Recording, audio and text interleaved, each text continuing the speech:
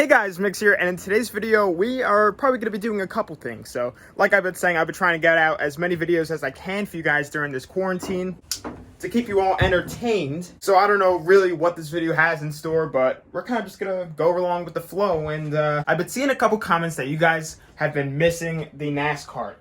And I went to start up the NasKart the other day, and it had a wicked misfire. It was popping like flames out the back. It was like not running good at all. Basically, when I would try and rev it, I would go like this and it would literally do nothing, and then all of a sudden it would just spike to the moon. Like it was like kind of seemed like it was either starving for fuel or like cutting spark or something like that. I'm not really sure. And I had a couple things in mind of what I wanted to check. But just today, I had kind of a revelation of what could be causing this issue, and it's very simple and has caused many other issues in the past. And that is this dang battery. If you guys saw the first street drive on this thing, the battery died and we weren't able to take it back out. Despite even being ran for a good bit, it still died and I couldn't start it up. So what I'm thinking is maybe once the engine is running, because the other day when I started up, it was running okay, right? It was idling high to warm up. Then as it started to get lower and run longer, it just started to get worse and worse. And then once it cut off, I went to fire it up, and the battery was dead. Okay, this door is just going to keep slamming, so I'm just going to chalk it up. So as I was saying, the other day when it died, it wouldn't start back up, and I'm sure, to be honest, this battery, once I crank it like once, yeah, dead. So what I'm going to be doing is replacing this battery once and for all, and hopefully that will fix the issue. That if it does fix the issue, that's going to be great. I don't think it's the carburetors, and I know a lot of you guys are going to say that it's this carb setup. I really don't believe it is, because usually this thing runs on all 4 cylinders, and you guys probably all know Cars and Cameras. One of my favorite YouTube channels of all time. I've watched them for such a long time. On their cross cart, they have the same engine, a 750 out of a CB 750, and I believe, I could be wrong, that they have the same carb setup as mine, and theirs runs amazing. I could be wrong. You guys could correct me down in the comments if I am, but it looks like it's very similar to mine. But I also was thinking about redoing the wires going to the coils, because it's really not great. I kind of worked with what I got back when I did that, but I would like to maybe put some thicker gauge in there and make it all in one piece. There's a couple crimps all up in there, and I'm really not happy about it. So I probably am going to end up doing that. But just with the whole virus, I'm really not sure if I could get to the hardware store, because when I went last time, they were closed. It's really bad where I live, so I'm just going to have to see what I can do. But I have a fully charged battery. I know it's good to go because we used it in the quad and it worked perfect. But it will work with this. So with that being said, let's go ahead and get this old one out and throw in a new one.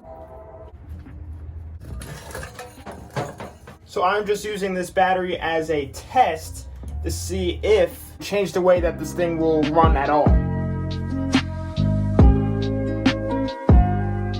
So guys, the new battery is all installed. I'm gonna go ahead, turn on the key, turn on the fuel pump, and what I was actually thinking before is maybe, since with the old battery, is maybe once after it's running for a little bit, it just wasn't charging enough. Oh, there goes that door again. To continue to keep the fuel pump running to what it should be in order to feed the carbs, and could have been starving for fuel. Now, I do know that this does charge the battery and everything. I've tested that, so the alternator is all good to go. I believe it's just because of it's an old battery. With that being said, let's turn on the fuel. There goes the fuel flowing. Now it is probably going to get pretty smoky in here, but I'm just going to stay out here and we'll see if we can get this thing to run.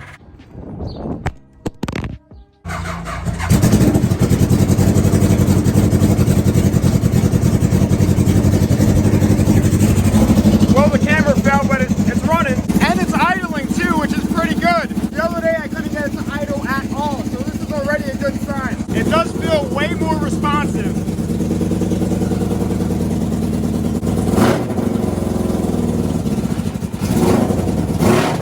Wow. Oh, wait a minute, there it goes.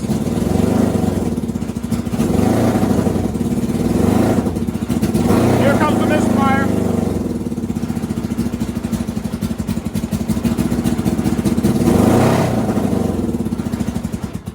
There it is. That's the misfire right there. Wait a minute, why is the fuel pump off? So that actually sounded like fuel starvation from the switch being off. So let's go ahead and try that again, because it was actually feeling good. And I just want to make sure that that popping and everything is from fuel starvation for the fuel pump being off and not for something else.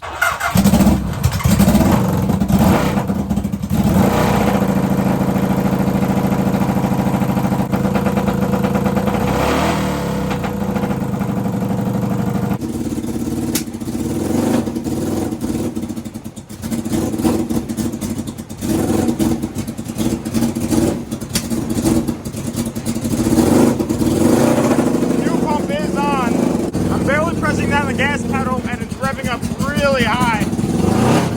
As you can see, oh my god.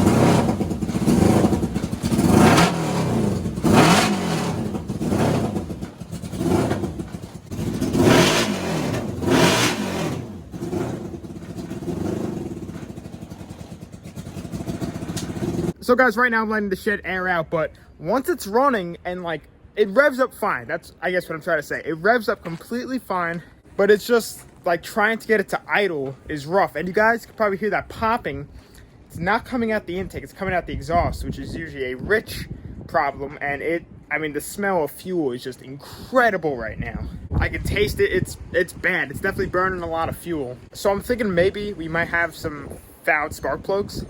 There's a super high chance. But that time, once the fuel pump was in fact on, it didn't have that issue like I had before, like when I would basically have my throttle like this and nothing would happen, then all of a sudden it would rev. It was ultra responsive. It actually felt like way more responsive than usual. I was literally like this and it was like revving up high and I could go all the way out there. So once it airs out, I'm gonna pull out the spark plugs and check those out. Before I went ahead and restarted it, before I checked all of the coil wires, and all of them, I was tugging on them, all of them are still connected nicely. And then maybe once I check the spark plugs, I can mess around with the fueling and maybe try and lean it up a little bit, because it is definitely burning way too much fuel. And you guys can probably see that smoke, and it's not oil, it's all fuel. It doesn't smell like oil, and trust me, I know what oil smells like from all the dirt bike top end rebuilds we've done. That is not oil, not one bit. It is all fuel, and it is just strong. Like, I could taste it. It's really bad. Alright guys, so I'm pulling out one of these spark plugs right now. I just chose this one randomly. And my guess is it's going to be very, very black if these spark plugs are in fact fouled. Alright, so let's take a look. And I am going to pull an outside one just to compare them. It's actually not too bad. So the more black it is, the more fuel it gets. And the whiter it is, the more lean it is, and you know, too much air is on it. But this one actually looks not bad. It's wet. It smells like fuel, so it's getting fuel. So I'll put that one aside. Now I'll take out the next one. Wow.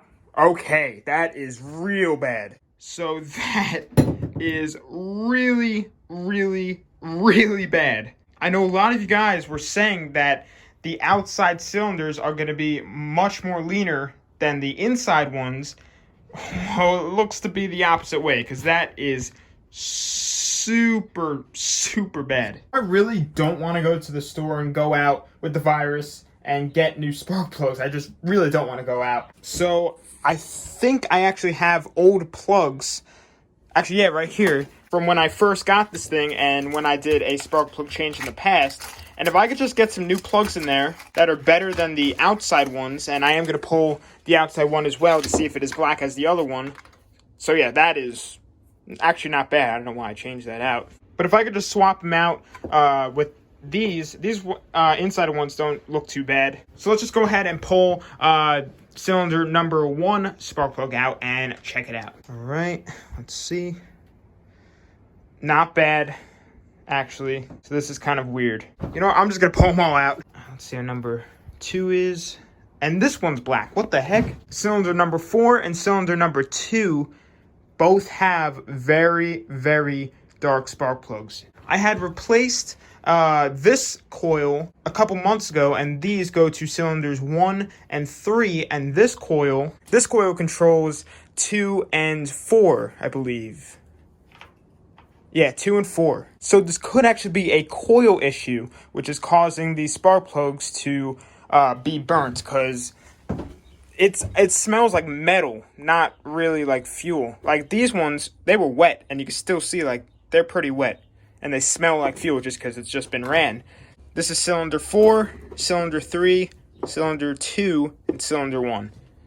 The even number cylinders are the ones with the worst spark plugs. So just looking at this coil right here, it looks like that this is kind of unscrewed.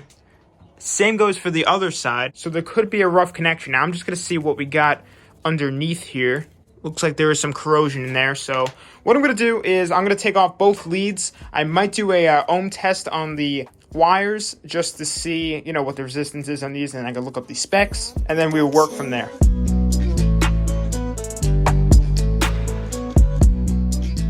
Okay guys, so I got my multimeter all set up. I really see no wires in this, so I'm just going to take a set of dikes and just snip off the ends and see. I'm just kind of curious to see what we got going on in here. Alright, so there we go. There's some wires.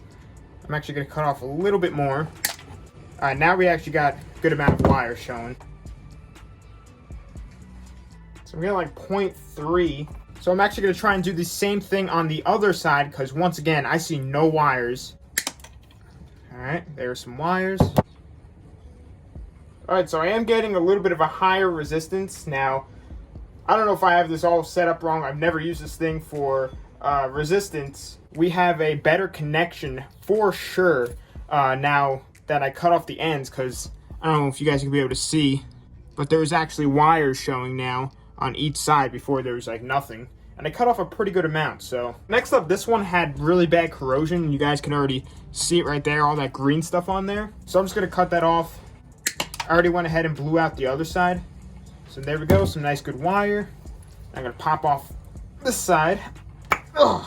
Oh my god, there's nothing in there. I want to try and get it a little bit closer for you guys so you can see what I'm talking about, but as you can see, there's no wires in there whatsoever. But if we just cut off a teeny tiny bit, not too much, there we go. You can see the ends of the wires beginning to show.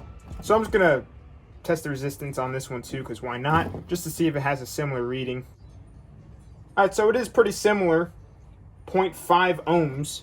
So now I'm just going to put these plug wires back together, and then I'm going to throw them back on the bike and see, or the NasKar I guess I should say, and see if it runs any different. And I'm also going to throw in those other spark plugs too, just because pretty much any other spark plug would be better than this. So guys, the coil wires are back on. Now I'm just going to throw in the spark plugs, and we'll give this another shot.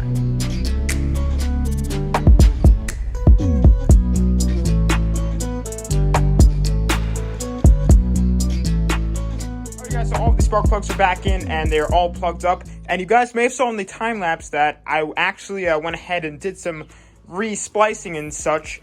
I tested each spark plug to make sure they had spark. When I tested this wire, I wasn't getting any spark, so I tried swapping out with the spark plugs, and there was nothing. And it turns out that this power wire to this coil, the new one, was actually not supplying any power. I did go ahead and just crimp a new ground. I gotta redo all of this wiring, like I said before. But let's go ahead and fire this thing up. I think it's gonna run way better. I just have a good feeling about this, for sure. With the new connections on the plugs and some new spark plugs in there, we'll use spark plugs, but better ones, and a new connection and stuff, it's gonna be good.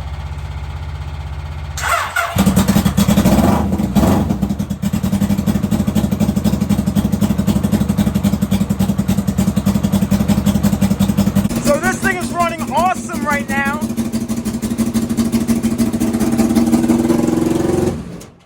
And I was actually just about to cut it off because I saw there was no fuel getting up to the carburetors. So let me just check. Oh yeah, she's bone dry. So I'm gonna put gas in this real quick. I was just about to say, I guarantee it's about to start starving for fuel, and it did. You guys heard it. But it was idling. There's no smoke in here, which doesn't mean there's not carbon monoxide, because carbon monoxide is a scentless and invisible gas. So I'm going to get out of there. I'm going to go get some fuel, put some fuel in the gas tank, and fire her up. All right, we got fuel in it. So I'm going to turn the key, turn on the fuel pump. Let's see if I can start it without hitting the gas. No way!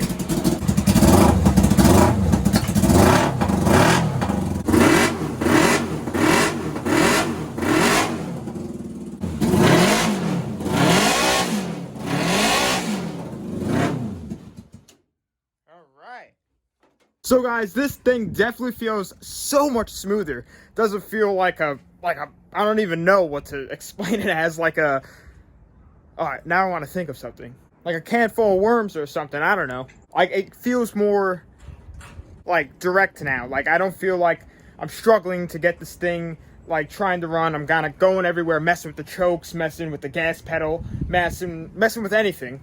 I feel like I can just start it up now, rev it, let go, and it'll idle. And the smoke has definitely gone down. I mean, if I ran that like that last time, it'd be piling out of here. So I call that a success in my books. So guys, I'm gonna be ending off the video here. Like I said, I want to try and keep you guys entertained while you're going through quarantine, like I am. I am super pumped that the NasKar isn't popping or misfiring anymore. So I go ahead and say that it was either a loose connection or, you know, bad connection on the plug wires, and then that other connection that went to the coil, plus some better spark plugs in there definitely helped it out a good bit for sure. But anyway, follow my social medias. They'll be in the outro of this video. Instagram, Snapchat, I use the most. But thanks for watching. Please subscribe, like, comment, share, friends about the channel.